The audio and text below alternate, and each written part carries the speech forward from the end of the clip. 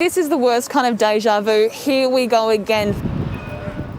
Nervous Victorians are facing new restrictions as Sydney's COVID cluster spreads interstate. I need people at those exposure sites, and exposure sites will do this afternoon, to come forward and get tested immediately. Masks are again mandatory in Victoria and must also be worn indoors except for at home. The new rules were announced by the Victorian government after the number of COVID infections in the state rose to at least 11 overnight.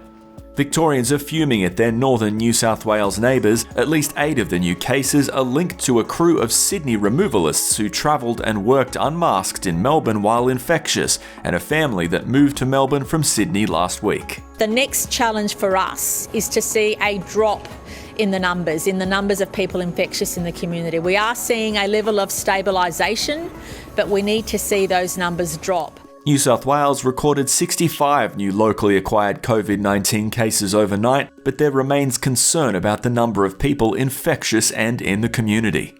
Of the 65 new local infections, 28 cases were infectious in the community, 40 cases were linked to known clusters, 73 people have now been hospitalised across New South Wales.